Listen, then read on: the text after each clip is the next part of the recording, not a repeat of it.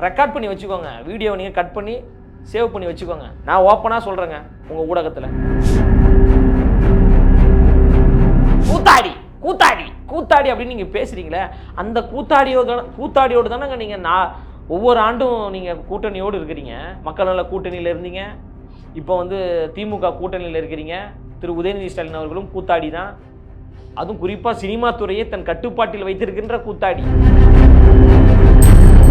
தலைவர் அவர்கள் வந்து மக்களை நேரடியாக சந்திக்க போகிறாரு. தமிழ்நாடு முழுவதும் பயணம் மேற்கொள்வதற்கான வேலைகள் நடந்து கொண்டிருக்கு. இப்போ கட்சியோட உள்கட்டமைப்பு வேலைகள் நடக்குது. இன்னும் மாவட்ட செயலாளர்கள்லாம் நம்ம போடலை, மாநில நிர்வாகிகளை நம்ம இன்னும் நியமிக்கலை.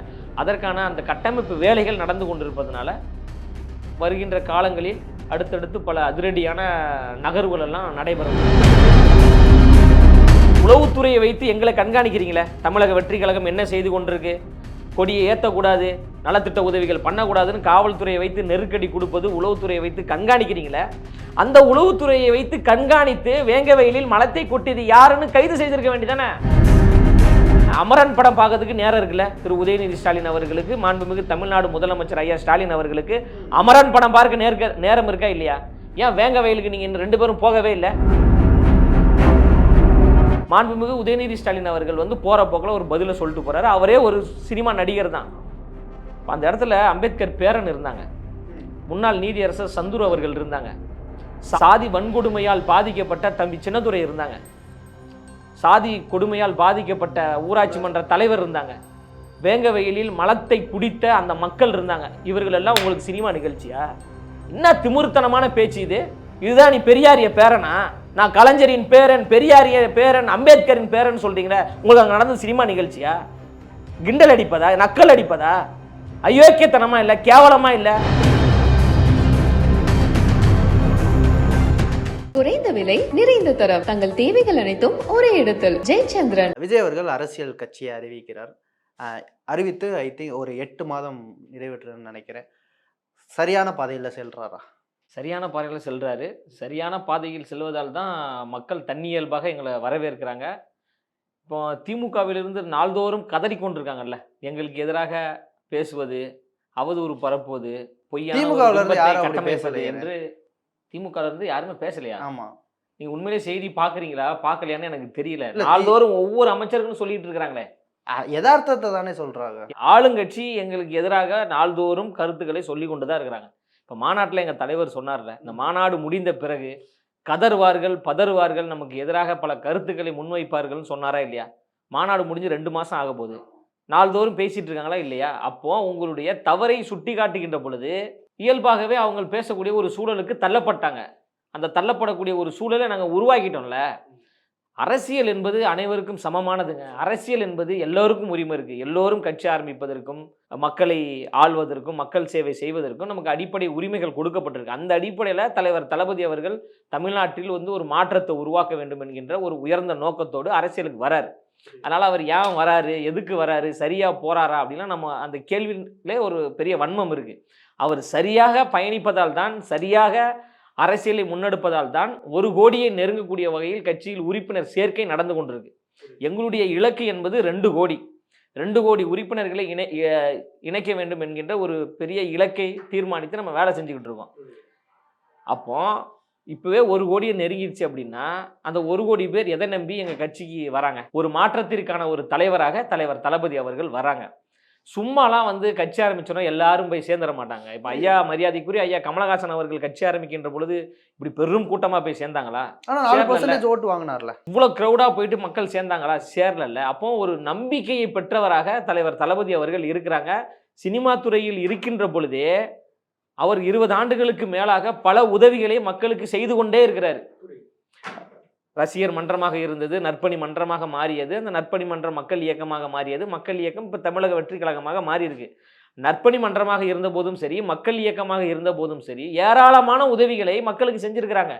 இப்போ நீங்கள் சொல்கிறீங்களா, இப்போ திமுக வந்து ஒரு உதவி செய்யுது அப்படின்னா அவங்க கட்சியாக இருந்து உதவி செய்ய மாட்டாங்க, ஆட்சியில் இருப்பதனால உதவி செய்கிறாங்க. மக்களுடைய வரிப்பணத்தை எடுத்து உதவி செஞ்சுட்டு இதை நாங்கள் திமுக செய்கிறோம்னு சொல்கிறாங்களே தவிர திமுக கட்சி வந்து தனியாக உதவி செஞ்சது கிடையாது. ஆனால் தமிழக வெற்றி கழகம் மக்கள் இயக்கமாக இருந்தபோது, ரசிகர் மன்றமாக இருந்தபோது, நட்பணி மன்றமாக இருந்தபோது, இன்று தமிழக வெற்றி கழகமாக பரிணாமம் அடைந்த பிறகும் கூட தொடர்ந்து மக்களுக்கு உதவி செய்யறோம். இப்போ முதியோருக்கு உதவித்தொகை திட்டம் நாங்க செஞ்சுக்கிட்டு இருக்கிறோம்.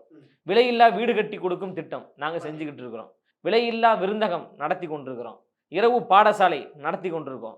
குருதியகம் நடத்தி கொண்டிருக்கோம். விளியகம் நடத்தி கொண்டிருக்கோம். இதெல்லாம் 10 ஆண்டுகளுக்கு மேலாக எங்களுடைய தோழர்கள் செஞ்சுக்கிட்டு இருக்கிறாங்க. அப்ப நாங்க மக்களோடு மக்களாக இருக்கிறோம். மக்களின் உணர்வோடு கலந்திருக்கிறோம். மக்களுக்கு எப்பெல்லாம் பிரச்சனை ஏற்படுகிறதோ அப்பெல்லாம் தலைவர் தளபதி அவர்கள் அவருடைய இடத்தில் இருந்து கொண்டு, அந்த சினிமா என்கின்ற அந்த இடத்தில் இருந்து கொண்டு அவரால் எவ்வளவு தூரம் குரல் கொடுக்க முடியுமோ குரல் கொடுத்திருக்கிறார். அதனால தான் மக்கள் தன்னியல்பாக இவ்வளவு பேர் வராங்க, குடும்பம் குடும்பமாக. அவர் சினிமால இருந்து நேரடியாக அரசியலுக்கு குதிச்சிருந்தாருன்னா மக்கள் யாரும் இவ்வளவு பேர் ஆதரவு கொடுக்க மாட்டாங்க. அப்போ நாங்க என்றும் மக்களின் நலனுக்காகவும் மக்களுக்காகவும் பயணிக்கக்கூடிய ஒரு தலைவராக தலைவர் தளபதி அவர்கள் இருப்பதால் எங்களுடைய அரசியல் பயணம் மிக சரியாக செல்கிறது. எங்க தலைவர் அந்த மாநாட்டுல வந்து கொள்கை தலைவர்களை அறிவித்தாங்கல்ல. இப்ப தந்தை பெரியார் அவர்கள் எங்களுடைய கொள்கை தலைவர், அண்ணல் அம்பேத்கர் அவர்கள் எங்களுடைய கொள்கை தலைவர், அஞ்சலை அம்மாள் அவர்கள் எங்களுடைய கொள்கை தலைவர், வீரமங்கை வேலு நாச்சியார் அவர்கள் எங்களுடைய கொள்கை தலைவர், ஐயா காமராஜர் அவர்கள் எங்களுடைய கொள்கை தலைவர். அப்ப நாங்க சரியான பாதையில் தானே போறோம். இல்ல ஏன் இந்த கொஸ்டின் கேட்டேன்னு சொன்னா, ரீசெண்டா பாஜகவோட மாநில தலைவர் அண்ணாமலை அவர்கள் லண்டன்ல இருந்து வந்திருக்காங்க. விஜய் அடிப்படை அரசியலை தெரிந்து கொள்ள வேண்டும் என்ற ஒரு வார்த்தையை வந்து அவருக்கு சொல்லியிருக்காரு.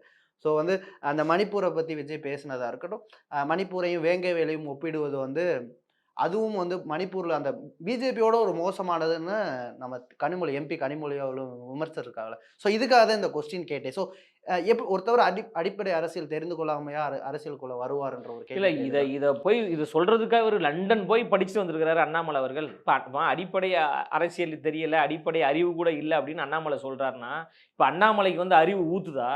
இப்ப நான் என்ன சொல்றேன்னா, மணிப்பூரில் கலவரம் நடக்கிறதா இல்லையா?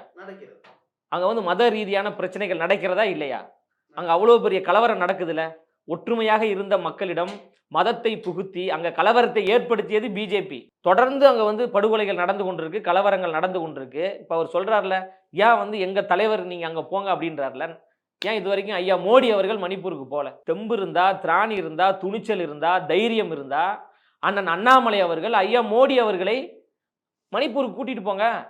இல்ல அண்ணாமலை அவர்கள் முதல்ல மணிப்பூர் போனாரா? நீங்க முதல்ல போங்க. உங்க ஆட்சி தானே அங்க நடந்துகிட்டு இருக்கு. உங்க ஆட்சிக்கு தானே கெட்ட பேர் ஏற்பட்டு கொண்டிருக்கு. இந்தியா முழுமைக்கு யார் ஆட்சி செய்து கொண்டிருக்கா? இந்தியா நாட்டினுடைய பிரதமர் யாரு? ஐயா மோடி அவர்கள் தானே. ஏன் மோடி அவர்கள் இன்னும் அங்க போல? மணிப்பூர் பக்கம் ஏன் போகவே இல்லை? அங்க கலவரத்தை கட்டுப்படுத்துவதற்கு எதற்கு மத்திய அரசு வந்து உறுதுணையாக இல்லை? இவ்வளவு தவறுகளை நீங்க பண்ணிட்டு எங்களுக்கு அட்வைஸ் பண்றீங்கல்ல, அசிங்கமா இல்லை? முதல்ல தயவுசெய்து அண்ணாமலை அவர்கள், உங்களுக்கு அறிவு நிறைய இருக்குதுல்ல, உங்களுக்கு அரசியல் அறிவு நிறைய இருந்துச்சுன்னா தயவு செய்து உடனடியாக மணிப்பூருக்கு போங்க. அங்கே பாதிக்கப்படுற மக்களை போய் பாருங்க, யாரால் பாதிப்புக்கு உள்ளாராங்க அப்படின்றத போய் பார்த்துட்டு அதன் பிறகு நீங்க பேசுங்க என்பது என்னுடைய பணிவான ஒரு கருத்து. திருமாவளவனை விஜய் வந்து அதிக இடத்துல அவர் பயன்படுத்தி கொள்கிறார்ன்ற ஒரு கேள்வி மக்கள் மத்தியில் இருந்துகிட்டே இருக்கு. ஏன்னா மாநாடு வந்து சிறப்பாக நடந்துகிட்டு இருக்கு. கடைசி ஒரு நிமிஷம் இருங்கன்னு ஒரு அணுகுண்டுன்னு சொல்ற அரசியல் அணுகுண்டுன்னு சொல்லிட்டு ஆட்சியிலும் பங்கு அதிகாரத்திலும் பங்கு ஒரு வார்த்தையை சொல்கிறார். அது வந்து விசிகாவின் கொள்கையில் இருக்கு. ரீசெண்டாக விசிகாவோட எல்லாருமே வந்து அந்த ஆட்சியிலும் பங்கு அதிகாரத்திலும் திருமாவளவன் அவர்களும் மாதவர்ஜன் அவர்களும் முழக்கமிட்டுக்கிட்டே இருந்தாங்க. அம்பேத்கர் புத்தக விழாவில் திடீரென்று ஒரு நிமிஷம் இருங்கன்னு ஒன்று சொல்றேன் அப்படின்னு சொல்லிட்டு திருமாவளவனை பற்றி பேசு. ஏன் திருமாவில் அவ்வளவு பாசம் தலைவர்? இல்ல அண்ணன் திருமா அவர்களுக்காகவே இந்த கருத்து சொன்னோம் அப்படின்ற அந்த வாதமே தவறுன்னு தான் நம்ம சொல்றோம். ஆட்சியிலும் பங்கு அதிகாரத்திலும் பங்கு என்பது அண்ணன் திருமா அவர்கள் சொல்லியிருந்தாலும் கூட எல்லா கட்சிகளும் அதை ஏற்றுக்கொள்றாங்கல்ல. இப்ப கம்யூனிஸ்டுகள் என்ன சொல்றாங்க? ஆட்சியிலையும் பங்கு வேண்டும், அதிகாரத்தில் பங்கு வேண்டும்ன்றாங்க. காங்கிரஸும் அதே தான் சொல்லுகிறது. அண்ணன் திருமா அவர்களும் அதே தான் சொல்றாங்க. ஆட்சியிலும் பங்கு, அதிகாரத்திலும் பங்கு, அமைச்சரவையிலும் பங்கு என்பது சமூக நீதியினுடைய மைய கரு. அதுதான் உண்மையான சமூக நீதி. சம வாய்ப்பையும் சம உரிமையும் கொடுப்பது தானே சமூக நீதி. அந்த சமூக நீதியை உருவாக்க வேண்டும், அந்த சமூக நீதியை நிலைநிறுத்த வேண்டும், அந்த சமூக நீதி அரசியலை முன்னெடுக்க வேண்டும் என்று தலைவர் தளபதி அவர்கள் வராங்க. அப்படி வருகின்ற பொழுது நான் உண்மையான ஒரு சமூக நீதியை உங்களுக்கு நான் தரேன், ஆட்சியிலும் நான் பங்கு கொடுப்பேன், அதிகாரத்திலும் பங்கு கொடுப்பேன்னு எங்க தலைவர் சொல்றாருல, அதை வாழ்த்தணும், பாராட்டணும்ல. அண்ணன் திருமாவுக்காக சொல்லப்பட்டது கிடையாது, இந்த மாற்றத்தை விரும்பக்கூடியவர்களுக்காக சொல்லப்பட்டது. சிங்கிள் மெஜாரிட்டியில் தமிழ்நாட்டு மக்கள் எங்களுக்கு ஆட்சியும் அதிகாரத்தையும் தரப்போறாங்க. அந்த அளவுக்கான நம்பிக்கையை எங்கள் தலைவர் தளபதி அவர்கள் பெற்றிருக்கிறாங்க. இருந்தாலும் எங்களை நம்பி வரக்கூடியவர்கள், எங்களை ஆதரிக்கக்கூடியவர்கள், எங்களை ஏற்றுக்கொள்ளக்கூடியவர்கள், எங்களை நேசிக்கக்கூடிய பல அண்ணன்கள் வருவாங்கல்ல, அந்த அண்ணன்களை அரவணைக்க வேண்டிய கடமை எங்களுக்கு இருக்குல்ல. அந்த அடிப்படையில் தலைவர் தளபதி அவர்கள் சொல்லியிருக்கிறாங்க. இப்போ எல்லோருக்குமான தலைவர் அண்ணல் அம்பேத்கர் என்கின்ற ஒரு புத்தக வெளியீட்டு விழாவில் அண்ணன் திருமாவர்களை அழைத்திருந்தார்கள். தமிழ்நாட்டில் அண்ணல் அம்பேத்கர் அவர்களை பட்டி தொட்டி எங்கும் கொண்டு போய் சேர்த்த பெருமை யாருக்கு இருக்கு? அண்ணன் திருமாவர்களுக்கு இருக்குல்ல.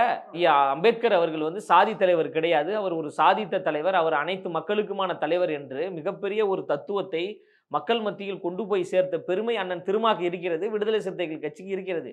அப்போ அப்படிப்பட்ட ஒரு நிகழ்வை ஏன் அவர்கள் தவிர்க்க வேண்டும், ஏன் அவர்கள் புறக்கணிக்க வேண்டும்? யார் உங்களுக்கு அழுத்தம் கொடுக்குறாங்க? இது வந்து நமக்கான நிகழ்வு தானே. தெளிவா ஒரு அறிக்கை விட்டுருக்காரு. எனக்கு சூழ்நிலை இப்போது வந்து என்னை பகடக்காயா யூஸ் பண்ணவர்களுக்கு நானே யார் பகடக்காயா உங்களை யூஸ் பண்றான்னு தான் ஒரே கேள்வி. எல்லாருமே இப்போ ஒரு தவறு கட்சி அதிமுக இருக்கு, எல்லா கட்சியுமே அவரை பகடக்காயா சொல்றேன்னா, அவரை பகடக்காயா யார் பயன்படுத்துறா?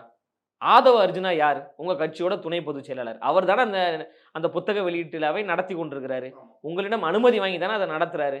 6 மாதத்துக்கு முன்பே நீங்க அனுமதி கொடுத்தீங்க, நான் புத்தக வெளியீட்டு விழாக்கு வரேன்னு நீங்க தானே சொல்லியிருக்கீங்க. அப்ப யார் உங்களை பகடக்காயா பயன்படுத்துறா சொல்லுங்க. இல்ல அந்த வார்த்தையை முன் வச்சதே விஜய் தானே. எப்போது விஜய் வந்து மாநாடுக்கு முன் அவர் வரேன்னு சொல்லியிருந்தார், அவர் வரேன் விஜய் வந்து பெற்றுக்கொள்ளட்டும் சொல்லியிருந்தாரு. விஜய் வந்து ஆட்சியிலும் பங்கு அதிகாரத்திலும் பங்குன்றது விசிகாவின் ஒரு முழக்கமாக அந்த நேரத்தில் எழுந்து கொண்டே இருந்தது. அப்போ வந்து காங்கிரஸோ இல்லை கம்யூனிஸ்டோ வந்து கேட்கல எனக்கு ஆட்சியிலும் பங்கு அதிகாரத்தில் கொடுங்க. ஆனால் இவங்க வந்து கேட்டுக்கிட்டே இருக்காங்க விசிகா. அந்த நேரத்தில் விஜய் சொன்னது வந்து மற்ற கட்சிகளுக்கு வந்து விசிகாவை வந்து நம்ம கூட்டணியை உடைக்க வேண்டும் என்ற ஒரு அந்த இதுவும் மக்கள் மத்தியில் எழுது. மற்ற கட்சிகளும் அதிமுகவும் சரி விசிகாவை பற்றி சொல்றாங்க. அப்போ நீங்க அந்த அளவுக்கு பலவீனமா இருக்கிறீங்களா? உங்க கூட்டணி கட்சிகள் வலிமையாக இருக்கிறது. உங்க கூட்டணி வலிமையாக இருந்தால் நீங்க ஏன் பயப்படணுன்ற?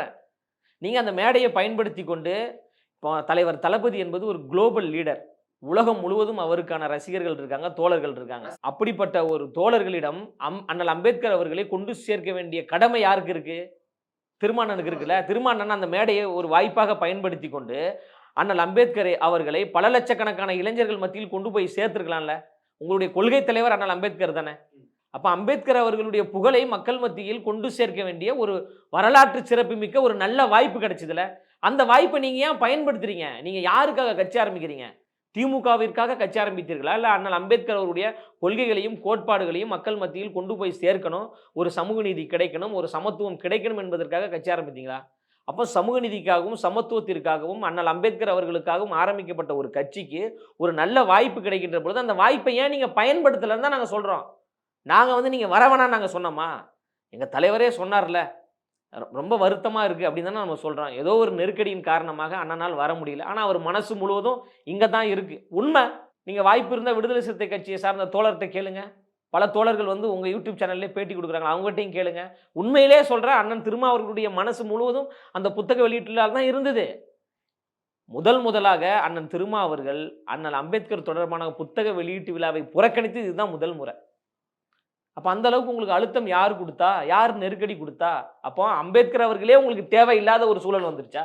40 வருஷ கால அரசியல் பண்றவருக்கு இந்த ஒரு அழுத்தம்லாம் அவருக்கு பெரிய இதான அவரே சொல்றாருல, எனக்கு அப்ப ஏன் வரல? இப்போ நான் என்ன சொல்றேன்னா, இது அவரோட தனிப்பட்ட முடிவு தானே. அவரே சொல்லியிருக்காரு, இது என்னோட தனிப்பட்ட முடிவு, கட்சி நலனுக்காக நான் எடுத்த முடிவுன்னு சொல்லியிருக்காரு. ஏங்க அங்க என்னங்க பிரச்சனை நடந்துச்சு? முதல்ல கட்சி நலன் நீங்க சொல்றீங்களேங்க, இருங்க. இப்போ ஐயா கலைஞர் அவர்களுடைய நாணயம் ஒன்று வெளியிடுறாங்க. அந்த நாணயத்தை யார் வெளியிட்டா? ராஜ்நாத் சிங் வெளியிட்டாரு. யார் அவரு? பிஜேபியோட ஒரு அமைச்சர். அது மட்டும் தானே உங்களுக்கு தெரியும். அவர் வந்து திமுக என்கின்ற கட்சியை தடை செய்ய வேண்டும் என்று ஜனாதிபதிக்கு மனு கொடுத்தவர், தீவிர RSS சார்ந்தவர். அப்ப அந்த நிகழ்வுல ஏன் கலந்து கொண்டீங்க? அவர் அந்த இடத்துல போய் திமுகவை வந்து திட்டலையே, கலைஞரை திட்டலையே, கலைஞருக்கு ஒரு மரியாதை. உங்க சித்தாந்தத்துக்கே நேர் எதிரிங்க. திமுக என்கின்ற ஒரு கட்சி இருக்கக்கூடாது, திராவிடத்தை வீழ்த்த வேண்டும், திராவிடம் இல்லாத ஒரு தமிழ்நாட்டை உருவாக்க வேண்டும் என்று பேசிய ஒரு நபரை அழைத்து கொண்டு வந்து நீங்கள் நிகழ்ச்சி நடத்துவது சரியா தவறா? அந்த நிகழ்ச்சியை வந்து மாநில அரசு ஒன்றும் நடத்தல. அந்த நிகழ்ச்சியை நடத்தியதே மத்திய அரசு தான் நடத்துது. அவர் ஒன்றும் ஸ்டேஜ்ல வந்து கலைஞர் இப்படி இருந்தாரு, திமுக பேசலையே. புறக்கணிக்க வேண்டியதுன்னா ஏன் அந்த நிகழ்வுல கலந்து கொண்டீங்க? கலைஞர் வந்து எல்லாருக்குமான ஒரு தமிழ்நாட்டுக்காக போராடி பண்றாங்க. அண்ணல் அம்பேத்கர். ஆனா அம்பேத்கர் மேடையில விஜய் வந்து திமுக அவர் கூட்டணியில் இருக்க திமுகவே அவர் முன்னாடி திட்டுனா எப்படி இருக்கும்? விலகிறாரு. திமுக திட்டக்கூடாதா? வேங்க வயலில் மலத்தை கொட்டி 2 ஆண்டுகள் ஆயிடுச்சு. இது குறித்து விசிகாவினுடைய பார்வை என்ன? நடவடிக்கை எடுக்கணுமா கூடாது? இப்ப தலைவர் மேடையில தானே இருக்காங்க. என்ன எத்தனை வருஷம் போராடுவீங்க? கடைசி 2 வருஷமா கேட்டுக்கிட்டு தான் இருக்காங்க. என்ன கேட்டுக்கிட்டு இருக்கீங்க? இப்போ உளவுத்துறையை வைத்து எங்களை கண்காணிக்கிறீங்களே, தமிழக வெற்றி கழகம் என்ன செய்து கொண்டிருக்கு? கொடியை ஏற்றக்கூடாது, நலத்திட்ட உதவிகள் பண்ணக்கூடாதுன்னு காவல்துறையை வைத்து நெருக்கடி கொடுப்பது, உளவுத்துறையை வைத்து கண்காணிக்கிறீங்களே, அந்த உளவுத்துறையை வைத்து கண்காணித்து வேங்கவயலில் மலத்தை கொட்டியது யாருன்னு கைது செய்திருக்க வேண்டியதானே? 2 வருஷம் ஆச்சுங்க. டிசம்பர் 26 வந்தா 2 வருஷம் ஆக போகுதுங்க. சாதாரண சக மனிதன் குடிக்கக்கூடிய தண்ணியில் மலத்தை கொட்டி 2 ஆண்டுகள் ஆகிவிட்டது. இன்னும் வரைக்கும் எந்த நடவடிக்கையும் எடுக்கல. குற்றவாளி யாருன்னே தெரியல. அவ்வளோ அடாவடி போக்கு நடந்து கொண்டிருக்கின்ற பொழுது அதை கேட்பதற்கு யாருக்கும் எந்த துணிச்சலும் கிடையாதா? 8 மாதம் காலம் ஆயிருச்சு. விஜய் போய் பார்த்துட்டாரா? விஜய் எதுவும் வேங்கைவயலுக்கு இதுவரை ஆட்சி கேட்டிருக்காரா? ஆட்சியும் அதிகாரம் யார்கிட்ட இருக்கு?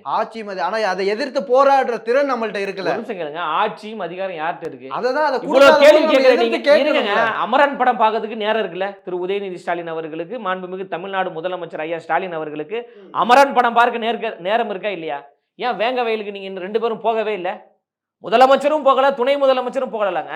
அந்த ஆட்சியில இருக்காக, அதிகாரத்தில் இருக்கிறப்ப ஒரு தகுந்த குரல் தாவேகாவிடம் இருந்து வந்ததான்னு கேட்டா இல்ல 8 மாச தாவேகா காலம். கட்சியை சார்ந்தவர்கள் வேங்கவயலுக்கு போகலன்னு உங்களுக்கு தெரியுமா? இல்ல தலைவர் போகணும்ல. தலைவர் போய் அங்க ஒரு போராட்டம் நடந்தனா அது ஒரு பெரிய போராட்டமாக மாறும். அப்ப அரசு அதை எடுக்கணும்னு ஒரு செய்தி இருக்குல்ல. இங்க இந்த நிலைமை இருக்குல்ல. 2 வருஷம் கழிச்சு தான் நீங்க நடவடிக்கை எடுக்க போறீங்களா? அத ஒரு அரசியல் மாற்றத்துக்காக நீங்க வரீங்க. எங்க- அப்படி இருக்கும்போது நீங்க கேட்கலாம்ல. எங்களை விட்டுருங்க. முதல்ல எங்களை தயவு செய்து விட்டுருங்க. சமூக நீதி, சமத்துவம், அம்பேத்கர், தந்தை பெரியார் என்று பேசிக்கொண்டு ஏமாத்தி கொண்டு ஏன் மக்களை பித்தலாட்டம் செய்து கொண்டிருக்கின்றதா என்னுடைய கேள்வி.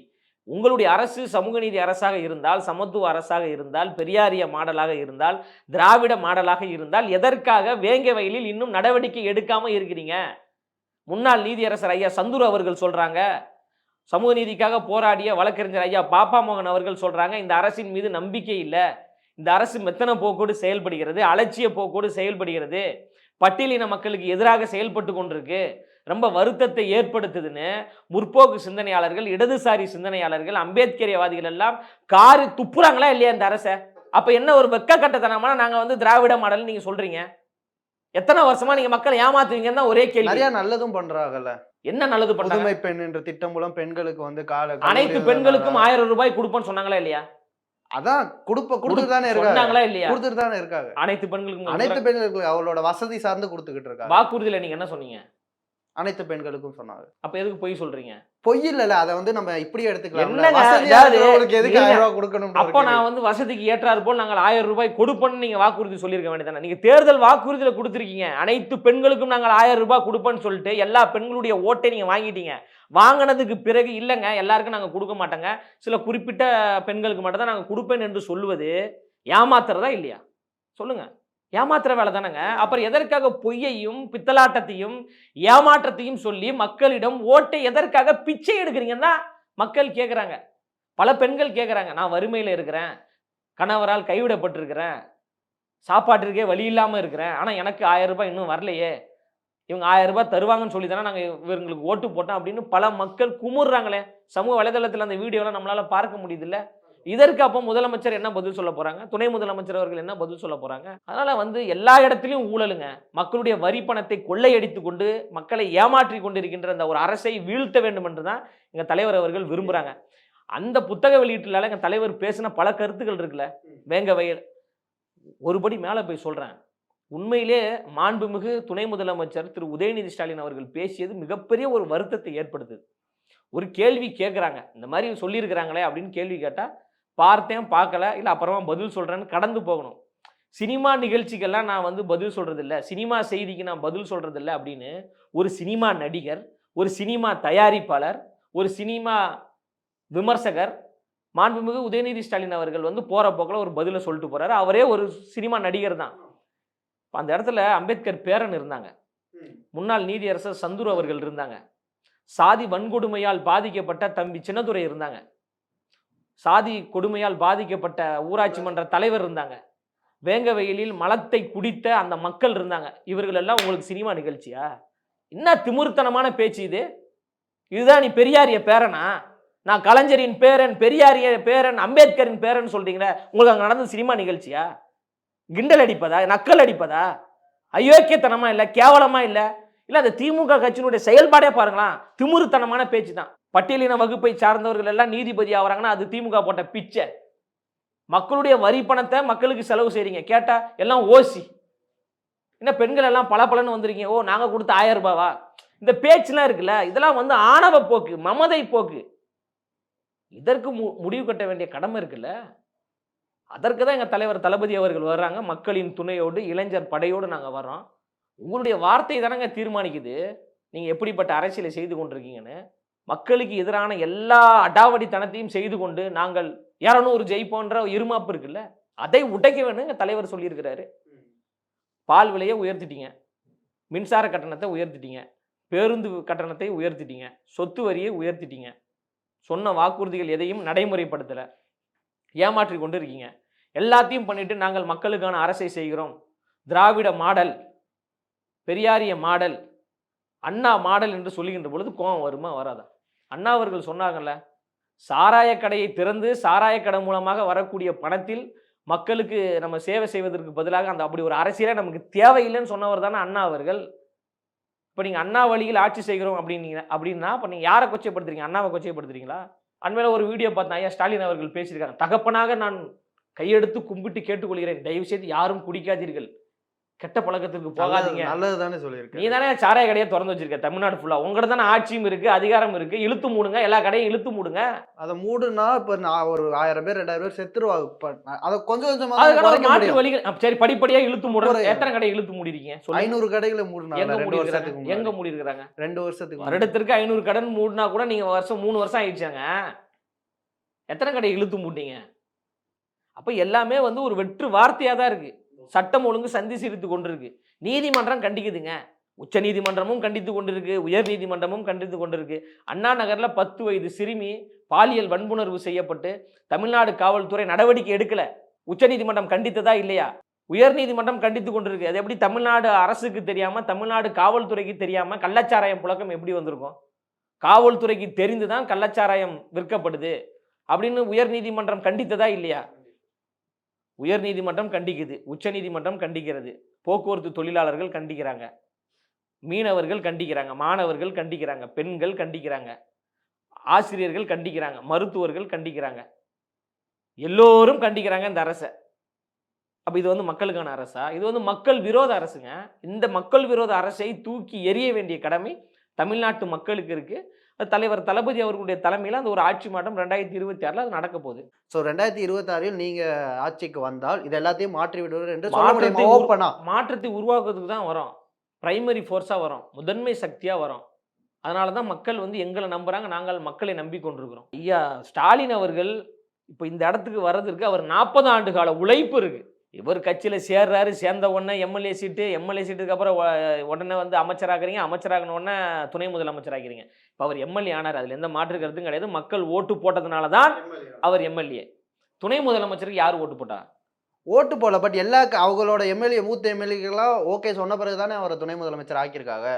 இல்லைன்னா எப்படி கட்சியில ஒரு நிகழ்வு நடக்குமா? இப்ப இதே வேற ஒரு கட்சியில, உங்க கட்சியில எடுங்க, ஒரு நிமிஷம் சொல்றதை கேளுங்க பிரதர். அவர் ஸ்டாலின் மகன் என்பதற்காகத்தான் அவர் துணை முதலமைச்சர் ஆக்கப்பட்டார்.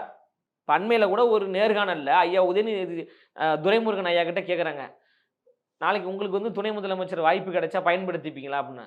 யாருக்கு தான் அந்த ஆசை இருக்காது? எனக்கு கொடுத்தா கூட நான் வாங்கிப்பேன் அப்படின்னு ஐயா துரைமுருகன் ஆசை இல்லை, அவ்வளோதான். அவருடைய ஆசையா நீங்க நிறைவேற்றாம இருக்கீங்க. ஏன்னா அவர் வந்து ஸ்டாலின் அவர்களுடைய பையனா இல்லை, அதனால கிடைக்கல. அதான் பிறப்பின் அடிப்படையில் நீங்க தயவு செய்து இந்த மாதிரி பதவிகளை கொடுக்காதீங்க. இதுதான் மன்னராட்சி அணுகுமுறை நம்ம சொல்றோம். பிறப்பால மட்டும் அவருக்கு கொடுக்கலன்னு நான் சொல்றேன். ஏன்னா அவர் உழைத்து, நான் என்ன சொல்றேன், விளையாட்டுத்துறையே இருங்க. அதெல்லாமே வந்து நீங்க ஸ்டாலின்ன்ற பையனுக்கு பிறகு எம்எல்ஏ, மினிஸ்டர், துணை முதலமைச்சர் நீங்க கொடுத்தீங்க. வேற வழி இல்லை, நீங்க மக்களை போய் சந்திக்கணும், போட்டோ ஷூட் பண்ணணும், ஒரு 4 போட்டோ எடுக்கணும், அதை சோசியல் மீடியாவில் போடணும், நான் வேலை செய்யற மாதிரி நீங்க பில்டப் கொடுக்கணும், நீங்க பண்றீங்க. நான் என்ன சொல்றேன்னா, திமுக கட்சிக்கு திரு உதயநிதி ஸ்டாலின் அவர்கள் செய்த தியாகங்கள் எத்தனை, போராட்டங்கள் எத்தனைன்னு தான் உங்கள்கிட்ட நான் கேள்வி கேட்கிறேன். நீங்க என்ன பிரச்சாரம் பண்ணீங்க? திமுக ஆட்சி அமைத்தால், திமுக வெற்றி பெற்றால் நீட் தேர்வே இருக்காதுன்னு சொன்னாங்களா இல்லையா? எத்தனை வருஷம் ஆச்சு போராடிட்டு இருக்காங்க. இப்ப மத்திய அரசு கொடுக்கணும்ல, அப்புறம் எதுக்கு போய் சொல்றீங்க? அப்ப நீங்க சொல்லியிருக்கணும்ல, நாங்க மத்திய அரசுக்கு அழுத்தம் கொடுப்போம், என்ன ஆனாலும் பரவாயில்லை, மாணவர்களை நீங்கள் தயாராக இருங்கள், நம்பிக்கையை கைவிட்டுறாதீர்கள், நம்ம தொடர் போராட்டம் மூலமாக, சட்ட போராட்டம் மூலமாக நீட் என்கின்ற தேர்வு இந்தியாவில் இல்லாமல் நம்ம செய்து விடுவோம். இதுதானே ஒரு தலைமை பண்பு. இப்படி தானே நீங்கள் பேசணும். எங்ககிட்ட ஒரு மந்திரம் இருக்குது, நாங்கள் அதுக்கு வந்து அந்த மாதிரி ஒரு நடவடிக்கை எடுப்போம், நாங்கள் வந்த உடனே நீட்டே இருக்காதுன்னு எதற்காக மாணவர்களை ஏமாற்றி, மாணவர்களுடைய பெற்றோரை ஏமாற்றி, எதற்கு நீங்கள் ஓட்டை பிச்சை எடுக்க வேண்டும் என்று அந்த பாதிக்கப்பட்ட மாணவர்களுடைய பெற்றோர்கள் கேட்குறாங்களே, அதற்கு பதில் சொல்ல முடியுமான்னு தான் கேள்வி. அரசு ஊழியர்கள் என்ன சொல்றாங்க? இந்த கட்சிக்கு எதிர்கட்சி பரிசு கொடுத்தாதான் சரியா இருக்கும். எதிர்கட்சியா இருக்கும்போது தான் எங்களை பார்க்குறாங்க, பேசுறாங்க. ஆனா ஆளுங்கட்சியா வந்தது பிறகு எங்களை வந்து எங்களுடைய குறைகளை காது கொடுத்து கேட்க மாட்டான்னு அரசு ஊழியர்களும் ஆசிரியர்களும் சொல்றாங்க. இந்த திமுக அரசை கண்டிக்கிறாங்க. மாற்றுத்திறனாளிகள் கண்டித்து கொண்டிருக்காங்க. பகுதி நேர ஆசிரியர்கள் இன்று போராட்டம் செய்து கொண்டிருக்காங்க. சென்னையில 2000 பேர் போராடிட்டு இருக்கிறாங்க. மாநகராட்சி ஊழியர்கள் போராடி கொண்டிருக்கிறாங்க. எல்லோரும் போராடி கொண்டிருக்கும் போது நாங்கள் ஒரு சிறப்பான ஒரு ஆட்சியை கொடுக்குறோம் அப்படின்னு நீங்க சொல்றீங்க. கம்யூனிஸ்டுகள் கண்டித்து கொண்டிருக்கிறாங்க. விடுதலை சிறுத்தை கண்டித்து கொண்டிருக்கிறது. கூட்டணி கட்சிகள் அந்த அரசை கண்டித்து கொண்டு தான் இருக்குது. அண்மையில் ஆளூர் சானவாஸ் அவர்கள் பேசினாரு. ஏங்க நானும் எம்எல்ஏங்க, என் பேரை ஏங்க நீங்க போடவே மாட்டேன்றீங்க? என் பேரையும் போடுங்க. என் பேரை நீங்க போடாம இது வந்து சமூக நீதி அரசுன்னு சொன்னா எப்படிங்க நம்புவாங்க அப்படின்னு குமுறுனாரா இல்லையா? இன்னைக்கு அவர் தானே விஜயை கூத்தாடி அவர் எப்படி எங்க தலைவரை பேச முடியும்னு கேட்டிருக்காரு. ஆமா, உதயநிதி ஸ்டாலின் அவர் வந்து சுதந்திர போராட்டத்தில் அப்படி துப்பாக்கி எடுத்து அப்படி சுட்டுக்கிட்டு இருந்தாரு. என்ன பேச்சு இதெல்லாம்? இதெல்லாம் ஒரு பேச்சா? அப்படியே கூத்தாடி, ஏய் கூத்தாடி அப்படின்னு பேசுறாருல. கூத்தாடி தானே நீங்க கூட்டணி வச்சிருக்கீங்க. மக்கள் நல கூட்டணி ஒரு கூட்டணி உருவாக்குனீங்களே. அந்த கூட்டணியோட தலைவர் யார்? முதலமைச்சர் வேட்பாளர் யார்? விஜயகாந்த் யார் அவரு? ஒரு நடிகர். ஒரு யார்? அதான் யாரு? மக்களுக்கு கூத்தாடி. கூத்தாடி என்பது தவறான வார்த்தையெல்லாம் கிடையாது. அது நல்ல வார்த்தை. கூத்து என்பது மக்களின் உணர்வோடு தொடர்புடையது. மக்களை மகிழ்விப்பது. அது ஒரு கலை. அந்த துறையிலிருந்து வரக்கூடியவர்களே கூத்தாடி கூத்தாடி கூத்தாடி அப்படின்னு நீங்க பேசுறீங்களே, அந்த கூத்தாடியோடு தானங்க நீங்க ஒவ்வொரு ஆண்டும் நீங்க கூட்டணியோடு இருக்கிறீங்க. மக்கள் நல கூட்டணியில இருந்தீங்க. இப்போ வந்து திமுக கூட்டணியில் இருக்கிறீங்க. திரு உதயநிதி ஸ்டாலின் அவர்களும் கூத்தாடி தான். அதுவும் குறிப்பா சினிமா துறையை தன் கட்டுப்பாட்டில் வைத்திருக்கின்ற கூத்தாடி. அதிகார திமிரோடு, அதிகார மமதையோடு சினிமாவையே தன் கட்டுப்பாட்டில் வைத்திருக்கின்ற ஒரு கூத்தாடி. அந்த கூத்தாடியோடு நீங்க இருந்துகிட்டு எங்களை போயிட்டு கூத்தாடி கூத்தாடின்னு சொல்றீங்களே, கேவலமா இல்லை? அசிங்கமா இல்லை? இன்னொன்று சொல்லட்டுமா? அவங்க சொல்றாங்களே பாசிசத்தை வீழ்த்துவோம். அவங்க சொன்னதை சொல்றேன். சனாதனன்ற வார்த்தையை அவங்க தான் பயன்படுத்துவாங்க. சனாதனத்தை வீழ்த்துவோம் அப்படின்றாங்களே. தொழிலை இழிவுபடுத்துவது, ஒருத்தருடைய தொழிலை இழிவுபடுத்தி பேசுவது மிகப்பெரிய பாசிசம், மிக கொடுமையான பாசிசம், மிக கேவலமான ஒரு பாசிசம். அதை ஆளூர் சானவாஸ் செய்தாரா இல்லையா? தொழிலை இழிவுபடுத்தினார் தானே. கூத்தாடி கூத்தாடின்றது வந்து தொழிலை இழிவுபடுத்துவது தானே. அப்ப ஆளூர் சானவாஸ் வந்து ஒரு பாசிசவாதி தானே, ஒரு கேவலமானவர் தானே. இப்ப நான் பேசுறது அவருக்கு காயத்தை ஏற்படுத்தலாம். அப்ப நீங்க எங்க தலைவரை வந்து ஒரு பொது ஊடகத்துல உட்கார்ந்து கொண்டு பேசுவதை எங்களால் எப்படி ஏற்றுக்கொள்ள முடியும்? நீங்க நல்லா ஒரு படிச்ச ஒரு அரசியல் தலைவர், நல்ல ஒரு பண்புள்ள ஒரு அரசியல் தலைவர், ஊடக விவாதங்கள்ல மிக திறமையான கருத்துக்களை முன்வைத்த ஒரு ஆளு தானே. நீங்க அந்த இடத்துல கோவப்படுறீங்க? எதற்காக திமுகவினுடைய செய்தி தொடர்பாளராக மாறிக்கொண்டு நீங்க பேசுறீங்க? நீங்க விசிகாவோட துணை பொதுச் செயலாளர் தானே. அப்ப அந்த இடத்துல கோவப்பட வேண்டிய என்ன தேவை இருக்கு? அப்ப தொழிலை வைத்து இழிவுபடுத்தி விட்டு, தொழிலை அவமானப்படுத்தி விட்டு, நாங்கள் சமூக நீதியை காப்போம், சமத்துவத்தை காப்போம், சனாதனத்தை வீழ்த்துவோம். என்ன யாரை ஏமாத்துறீங்க? யாரை ஏமாத்துற பித்தலாட்ட வேலாம்? இதையெல்லாம் தமிழ்நாட்டு மக்கள் பார்த்து கொண்டிருக்கிறாங்க. தமிழ்நாட்டு மக்களை நீங்க சாதாரணமா நினைக்காதீங்க. மக்கள் எல்லோரும் உன்னிப்பாக கவனித்து கொண்டு தான் இருக்கிறாங்க. இந்த திமுக அமைச்சர்கள் பேசக்கூடிய வார்த்தைகள், இந்த கூட்டணி கட்சிகள் நடந்து கொள்கின்ற விதம், இது எல்லாத்தையும் பார்த்து கொண்டு தான் இருக்கிறாங்க. நாங்கள் அரசியலுக்கு வந்து 10 மாதங்கள் தான் ஆகிறது. ஆனால் 75 ஆண்டுகளாக இந்த தமிழ்நாட்டு மண்ணை சுரண்டி கொண்டு, மக்களை ஏமாற்றி கொண்டு, கொத்தடிமைத்தனத்தை உருவாக்கி கொண்டு, அடிமைத்தனத்தை உருவாக்கி கொண்டு, மன்னராட்சி அணுகுமுறையை உருவாக்கி கொண்டு, வாரிசு அரசியலை உருவாக்கி கொண்டு, கேவலமான ஒரு அரசியலை நடத்தி கொண்டிருக்கின்ற திமுகவை பார்த்து கேட்பதற்கு அவங்களுக்கு எந்த துணிச்சலும் இல்லை, எந்த திராணியும் இல்லை, எந்த ஒரு தெம்பும் இல்லை. மேல்பாதியில் ஒடுக்கப்பட்ட தாழ்த்தப்பட்ட மக்கள் இன்னும் வரைக்கும் கோயிலுக்குள்ளே போக முடியல. நீதிமன்றமே சொல்லுது அவங்கள கோயிலுக்குள்ளே கூட்டிட்டு போங்கன்னு. அதை கேட்பதுக்கு எந்த துணிச்சல் இருக்கா? நான் ஓப்பனாக சொல்கிறேங்க, உங்கள் ஊடகத்தில் நாங்கள் ஆட்சியிலும் பங்கு தருகிறோம், அதிகாரத்திலும் பங்கு தருகிறோம். நாங்கள் சொல்கிறோம், ஒரு திமுக கட்சியை சார்ந்த யாராவது ஒரு செய்தி தொடர்பாளரை அழைத்து இந்த இடத்துல நாங்கள் ஆட்சியிலும் பங்கு தருகிறோம், அதிகாரத்திலும் பங்கு தருகிறோம்னு சொல்ல வைக்க முடியுமா? அவங்களால் சொல்ல முடியுமா? உங்களுக்கு தைரியம் இருக்கா? துணிச்சல் இருக்கா? நேரடி சவால் தான். இன்னொன்று சொல்கிறேன், ஒரு பட்டியலின வகுப்பை சார்ந்தவரை பொது தொகுதியில் நிறுத்தி அவரை வெற்றி பெற வைப்பார் எங்கள் தலைவர் தளபதி அவர்கள். தமிழக வெற்றி கழகம் வெற்றி பெற வைக்கும். தலித் ஒருத்தரை பொது தொகுதியில் நிறுத்தி பிரம்மாண்ட ஒரு வெற்றியை நாங்கள் கொடுப்போம். வீதி வீதியாக களத்தில் இறங்கி நாங்கள் வேலை செய்வோம்.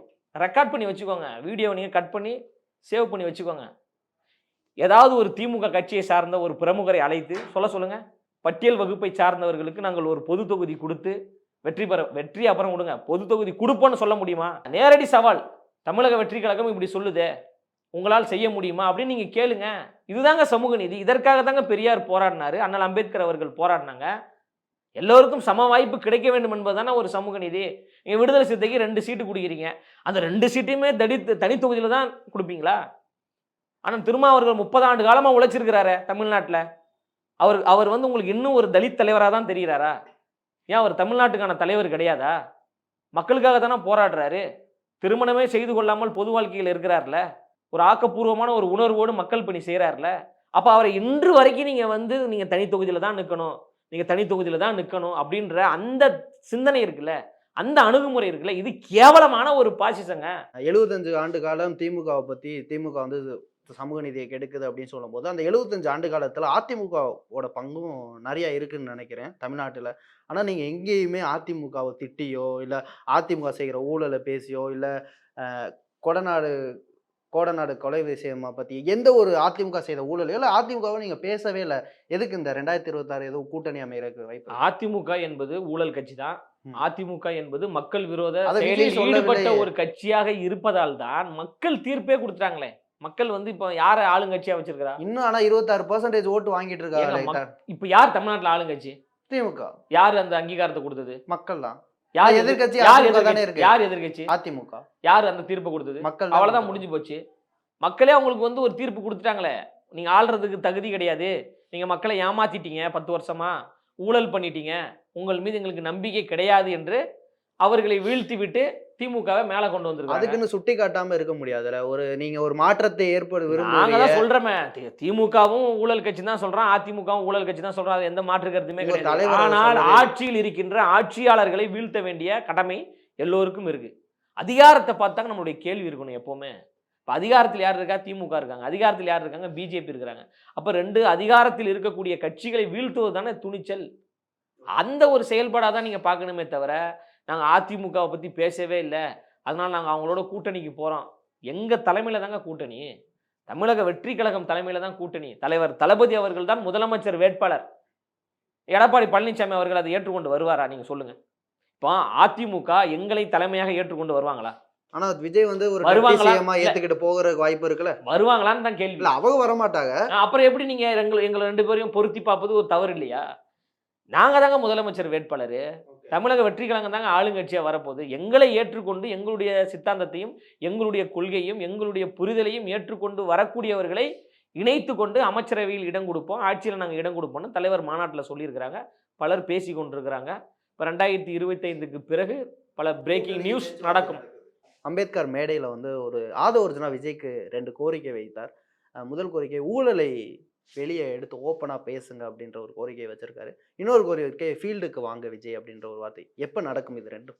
இல்லை, விரைவாக நடக்க போகுது. தலைவர் அவர்கள் வந்து மக்களை நேரடியாக சந்திக்க போறாரு. தமிழ்நாடு முழுவதும் பயணம் மேற்கொள்வதற்கான வேலைகள் நடந்து கொண்டிருக்கு. இப்போ கட்சியோட உள்கட்டமைப்பு வேலைகள் நடக்குது. இன்னும் மாவட்ட செயலாளர்கள்லாம் நம்ம போடலை, மாநில நிர்வாகிகளை நம்ம இன்னும் நியமிக்கலை.